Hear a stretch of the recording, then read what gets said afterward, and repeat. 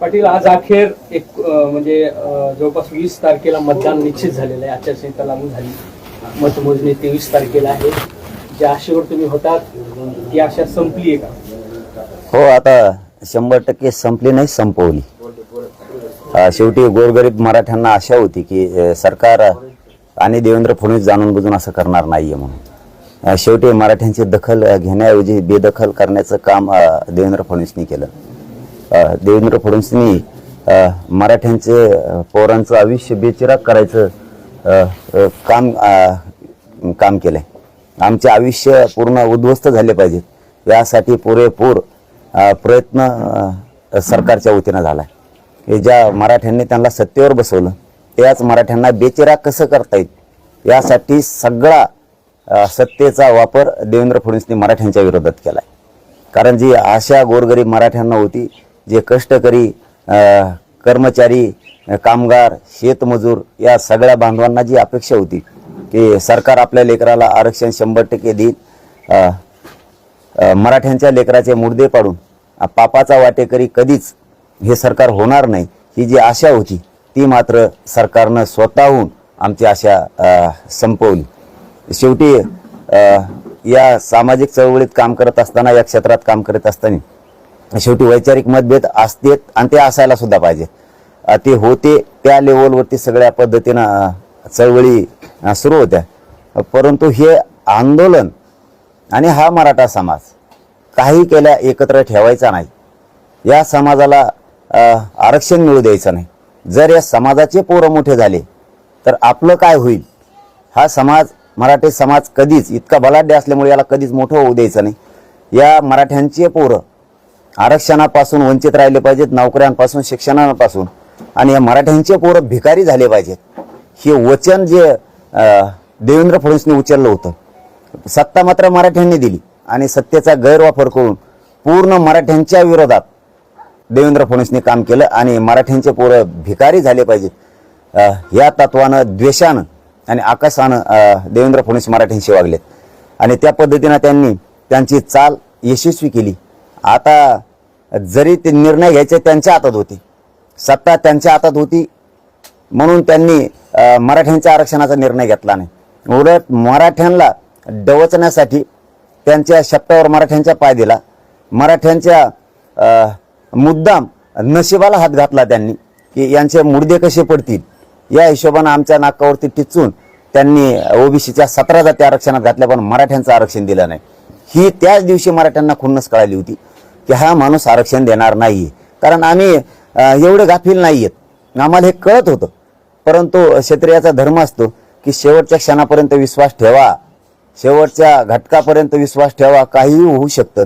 कारण लढताना सुद्धा शेवटच्या थेंबापर्यंत लढायचं या भूमिकेतून आम्ही विश्वास ठेवला होता. परंतु त्या माणसानं शेवटी त्यांचा जे बरबटलेले विचार होते त्यांच्या पोटात, शेवटी ते त्यांनी बाहेर आणलेच. शेवटी मराठ्यांचे आचारसंहिता लावून त्यांना जे वाटोळ करायचं होते ते केलं.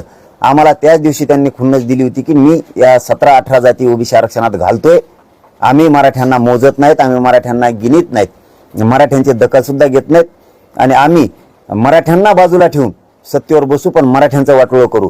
आणि त्यांनी ते सिद्ध करून दाखवलं की आज मराठ्यांचं वाटोळं करण्यासाठी देवेंद्र फडणवीसांनी सगळे डाव टाकले, सगळे षड्यंत्र टाकलेत. परंतु शेवटी मागण्या मान्य करायच्या की नाही करायचे हे तुमच्या हातात होतं, कारण सत्तेत तुम्ही होतात. पण आता मतदान, मतं द्यायचे की नाहीत हे आता मराठ्यांच्या हातात आहे. तुम्ही आमचे लेकरं भिकारी बनण्यासाठी सगळी शक्ती लावली. आमचे लेकरं खुर्चीवर बसले नाही पाहिजेत, मराठ्यांचे अधिकारीने झाले पाहिजेत, यासाठी पूर्ण सत्तेचा तुम्ही गैरवापर केला. पण आता तुम्हाला खुर्चीवर बसू द्यायचं नाही, माझ्या मराठ्याच्या हातात आहे. तुमचा सुपडा साफ केल्याशिवाय मी शांत बसत नाही आणि समाज सुद्धा आता बसत नाही. मराठा समाजाला सत्तेच्या बाहेर ठेवून सत्ता हस्तगत होऊ शकते हे जे लॉजिक आहे, सत्तेच्या बाहेर ठेवून सत्ता हस्तगत होऊ शकते हे जे लॉजिक आहे त्यांचं, हे पूर्ण होऊ शकतं का? कधीच नाही, कधीच नाही. त्यांच्या 17 पिढ्या जरी आल्या तरी या महाराष्ट्रात मराठ्यांना बाजूला ठेवून ते कधीच सत्तेवर येऊ शकत नाहीत. कारण इथं प्रश्न नुसता मराठ्यांचा नाहीये, इथं प्रश्न मुस्लिमांचा आहे, इथं प्रश्न गोरगरीब दलितांचा आहे आणि सगळ्यात विशेष महत्वाचं म्हणजे इथं शेतकऱ्यांचा प्रश्न आहे. इथं 18 पगड जातीचे लोक आहेत, गोरगरीब ओबीसींचा इथं धनगरांचा प्रश्न आहे, इथं सगळ्या जातीचा प्रश्न आहे. इथं मराठ्यांना डावलून सत्तेत जाऊ शकत नाहीत. आणि मराठ्यांनाही आता आपण 14 महिने ताकद दाखवली. माझे हात जोडून सगळ्या आता मराठ्यांना विनंती आहे, आता आपल्या समाजाला बळ आणि शक्ती द्यायचं काम करा. आता तुम्ही जी सभेला जाऊन एकजूट दाखवली, करोडोच्या संख्येने एकत्र आलात, आता मतदानात ताकद दाखवा. 100% यावेळेस मराठ्यांचं मतदान झालं पाहिजे. माता मावल्यांसह विद्यार्थिनी, विद्यार्थी, म्हातारे माणसं, सगळे गावातले आपले सगळे पुरुष मंडळी, एकही मराठ्यांचं मतदान यावेळेस घरी राहता कामा नये. जशी 14 महिने स्वतःच्या लेकरासाठी तुम्ही शक्ती दाखवली ना, यावेळेस तसं 100% मतदान, 100% मतदान मराठ्यांनी करायचं. एकही मतदान यावेळेस वायाला जाता कामा नये. लक्षात असू द्या. मराठा बांधवांना सांगतो, शेवटी अस्तित्वाची लढाई तुमच्या पोराची, तुमच्या पोरीची, तुमच्या समाजाची. हा समाज कधीच हारू देऊ नका. आता धुरा तुमच्या खांद्यावर आहे. आतापर्यंत सरकारच्या खांद्यावर धुरा होती या राज्यातल्या जनतेची. त्यांनी जातीवाद करून, भेदाभेद करून त्यांची जबाबदारी त्यांनी दूषित करून टाकली, अशी पार पाडली. आता मात्र मायबाप मराठ्यांनो, धुरा तुमच्या खांद्यावर आहे. कारण मतं तुमच्या जवळ आहेत, त्यांच्या जवळ नाहीत. हे मतं तुमच्या जवळ आहेत. हे मताची योग्य टायमिंग साधा आणि स्वतःचे मुलं आणि मुली, आपल्या समाजाचे लेकरं मोठे कसे होतील यासाठी पूर्ण वापर करा. कारण असं म्हणायचं काम नाही आता की त्यांनी दिलं नाही. मत हे आपल्या हातात आहे, मतदान हे आपल्या हातात आहे. त्यांनी पक्क ठरवलं मराठ्यांचे पोरं भिकारी करायचे, यांना मोठं होऊ द्यायचं नाही. आता आपण पक्क ठरवायचं, यांची पुरी जिरवायची. आता जशी तुम्ही आतापर्यंत 14 महिने ताकद दाखवली, मी सुद्धा तुमचं योगदान वायाला जाऊ दिलं नाही. मी इमानदारीनं तुमचा मुलगा म्हणून सातत्यानं आंदोलनात उभा आहे, सातत्यानं. आता ही मागं जशी ताकद दाखवली तुम्ही लोकसभेला, आता मात्र विधानसभेला त्यापेक्षा दुप्पट ताकद दाखवा. यावेळेस एकही मराठ्यांचं मतदान वायाला जाता कामा नये. हे बघा, शेवटचं सांगतो मराठा बांधवाला, आता अशी वेळ आली एकदम प्रतिष्ठेची. आता अशी वेळ आली की त्यांना आपल्याला संपवायचं. आपल्या पोरांचे मुडदे पडले पाहिजेत कामा नये. हे बघा, शेवटचं सांगतो मराठा बांधवाला, आता अशी वेळ आली एकदम प्रतिष्ठेची. आता अशी वेळ आली की त्यांना आपल्याला संपवायचं. आपल्या पोरांचे मुडदे पडले पाहिजेत, आपल्या पोरीचं, आपल्या पोराचा मुर्दा पडला पाहिजे. या राज्यात एक सुद्धा मायबाप असा नाही, एक सुद्धा, एक घरात माय अशी नाही की तिला वाटत नाही माझी मुलगी किंवा माझा मुलगा मोठा होऊ नये. एक माय नाही घरात. घरात एक बाप असा नाही की त्याला वाटत नाही माझं पोरग किंवा माझी पोरगी मोठी होऊ नये. एक नाही. एक भाऊ असा नाही की त्याला वाटत नाही की माझी बहीण मोठी होऊ नये. आणि या राज्यात एक बहीण अशी नाही की तिला वाटत नाही माझा भाऊ मोठा होऊ नये. प्रत्येक माईला वाटतंय की माझी मुलगी, माझा मुलगा मोठा झाला पाहिजे.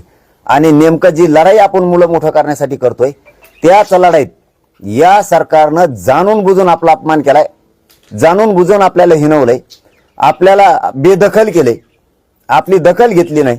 मुद्दाम आपल्यावरती, आपल्याला विरोध म्हणून, आपल्याला खुन्नस म्हणून त्यांनी आपल्या विरोधात जाऊन ओबीसीच्या 16-17 जाती आरक्षणात घातलेल्या. ही आपल्यासाठी सगळ्यात मोठं त्यांनी दिलेलं चॅलेंज आहे. त्यामुळे हे आरक्षण देत नाहीत. त्यामुळे आपल्याला आता आपल्या मुलाच्या बाजूने राहावं लागणार आहे. तुम्ही ठरवायचंय आता, तुमचे मुलं मोठे करायचे, तुमची मुलगी मोठी करायची, तुमचा जात मोठी करायची, का तुमच्या पक्षाचा आमदार आणि मंत्री मोठा करायचा. हे बघा, तुमची मुलगी आणि तुमचा मुलगा आज मरण यातना, नरक यातना भोगतोय. त्याचा आक्रोश आहे. त्याला आरक्षण पाहिजे, त्याला शिक्षणात मोठं व्हायचं, त्याला नोकरीत मोठं व्हायचं. म्हणून मायबाप कष्ट करतायत तुम्ही स्वतः. आणि त्याच लेकराचं स्वप्न साकार होऊ नये म्हणून तुमच्या लेकराचा आक्रोश सरकारनं जाणलेला नाही. त्यांना तुमचे लेकर मेले तरी देणं घेणं नाही, तुमच्याकडे जमिनी नाही राहिल्या तरी देणं घेणं नाही. फक्त त्यांचा एकच पण मांडलाय त्यांनी की मराठ्यांना आरक्षण द्यायचं नाही. ही त्यांचा पण आहे. आणि आपला पण असा आहे मराठ्यांचा की माझी मुलगी माझा मुलगा मोठा झाला पाहिजे. आणि त्यांनी नेमकं मराठ्यांचे पोरं आता श्रीमंत होण्यापासून रोखलेत. त्यांना मराठा आणि मराठ्यांचे पोरं भिकारी करायचे. आता वेळ तुमच्या हातात आहे. तुम्ही आता तुमच्या लेकराचा मुर्दा पडत असताना तुमच्या मुलीच्या, तुमच्या मुलाच्या, तुमच्या जातीच्या मानेवर कुऱ्हाडी नावार सुरू केलेत. त्यांनी तुमचा घात करायचा ठरवलाय. सामाजिक, राजकीय, शैक्षणिक सगळाच. तर या ठिकाणी तुम्हाला आता मराठ्यांना जागा होणं गरजेचं आहे. मी सांगतोय म्हणून नाही. तुम्ही भाजपमध्ये असाल, तुम्ही काँग्रेस शिवसेनेत असाल, तुम्ही कोणत्या पक्षात असाल, फक्त आज संध्याकाळी आपण आपल्या लेकराला जवळ घेऊन बसा आणि आरक्षणाची किंमत विचारा.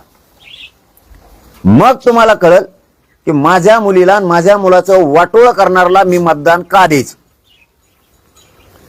तुमचा निवडून दिलेला आमदार, तुम्ही केलेला मंत्री, तुम्ही बसवलेला देवेंद्र फडणवीस या माणसानं तुमचे मुलं आणि तुमच्या मुली संपवायचं ठरवलंय. मग अशा लोकांना जर तुम्ही मतदान करणार असाल किंवा निवडून देणार असाल तर तुम्ही स्वतः तुमच्या मुलाचं, तुमच्या मुलीची अग्निपरीक्षा बघताय.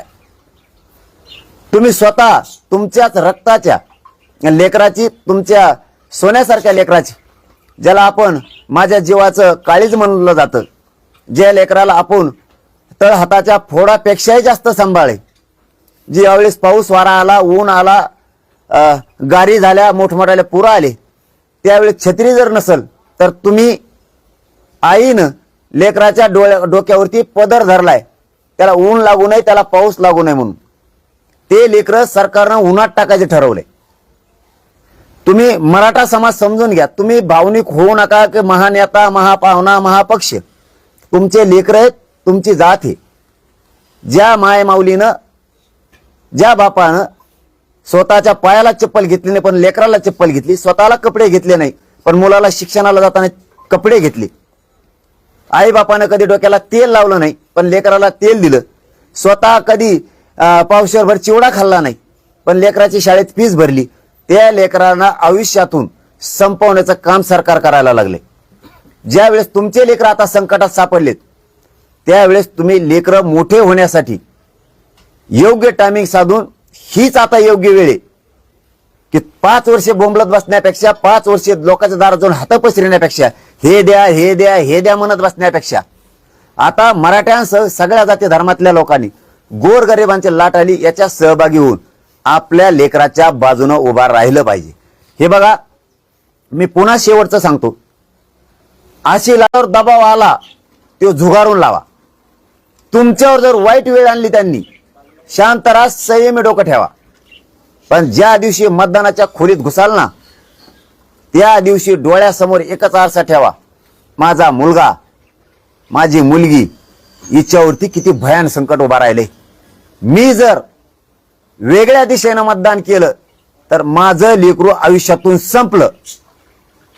हे मात्र त्या मतदान केंद्रात गेल्याच्या नंतर आठवणीत असू द्या. वेळोवेळी मी सगळं सांगल असं नाही. तुम्ही आजच खूनगाठ मनात बांधा. आता मत मात्र समाज सांगल तिथंच करायचं.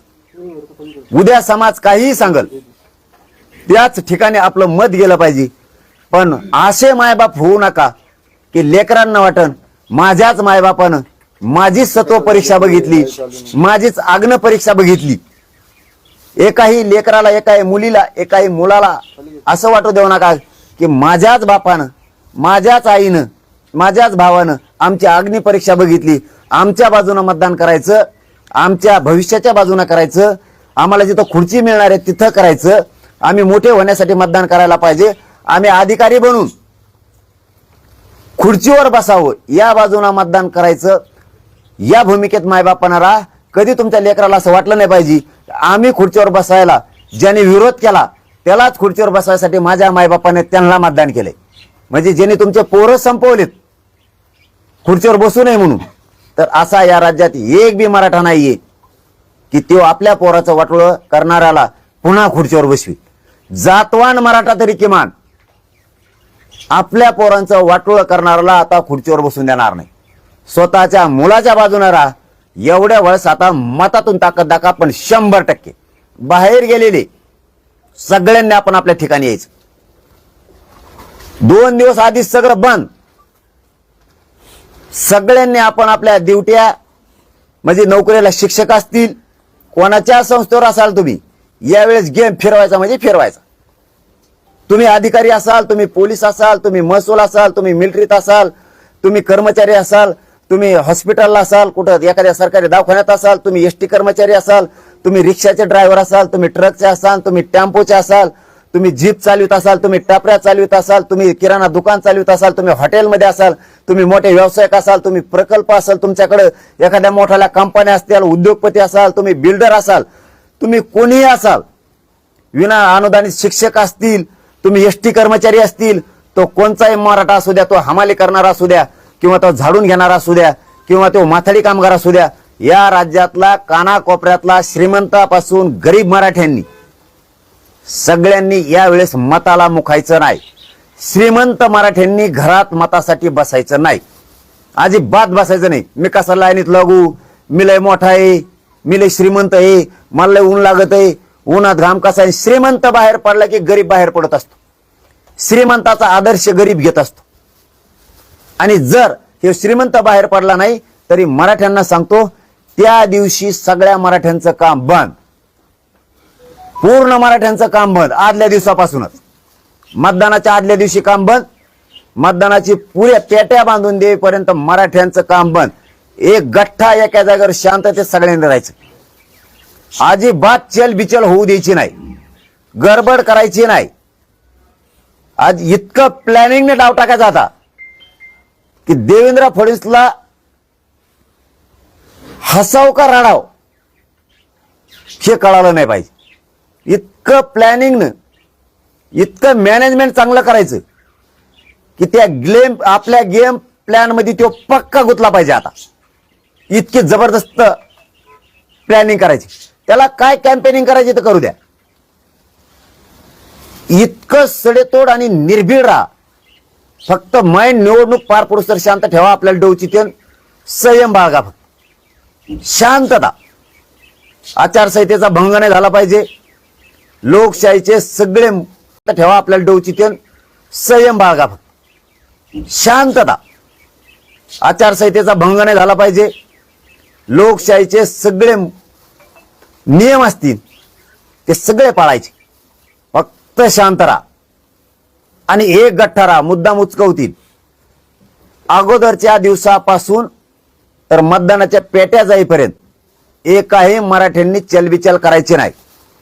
व्यवस्थित ठरल्याप्रमाणे घराघरात मराठ्यांच्या पोहोचलं पाहिजे. मराठ्यांच्या श्रीमंतापासून गरिबांपर्यंत, बांधावरती शेतात काम करणाऱ्यापर्यंत योग्य विषय गेला पाहिजे. गडबड करायची नाही. हे काम फक्त 4 दिवसात होऊ शकतं. गावातल्याच पोरांनी गावातच व्यवस्थित प्लॅनिंग करायची. 4 दिवसात गाव डेव्हलप होतं. आता तर 30-40 दिवस आहेत काहीतरी. हे खूप झाले, हे खूप झाले, खूप येते. आपण आपल्या गावच्या घरापर्यंत कसं जायचं, शांत माइंड ठेवून जायचं. गाई गडबडीत पुन्हा चिखलात समात फसता कामा नाही. इतकी प्लॅनिंग चांगली करायची. फक्त त्या प्लॅनिंग प्रमाणे चालायचं. पुढं पुढं तुम्हाला सगळ्या टप्प्यावरती सगळी माहिती दिली जाणार आहे. जसे जसे टप्पे पडते त्या त्या टप्प्यावरती योग्य योग्य तुम्हाला प्लॅनिंग देऊ. फक्त तेवढ्या टप्प्याने सगळ्यांनी चालायचं. बारकाईनं कानोसा ठेवायचा. माहिती काय आली आणि काय करायचं, कोणी काय सांगितलं चलबिचल व्हायचं नाही. पूर्ण खात्री करायची.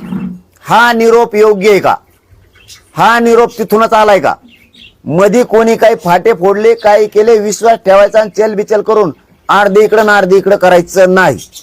कुणी काही सांगितलं बी, अमुक अमुक प्लॅनिंग झाली आणि अमुक अमुक बदलली, अजिबात चलबिचल व्हायचं नाही.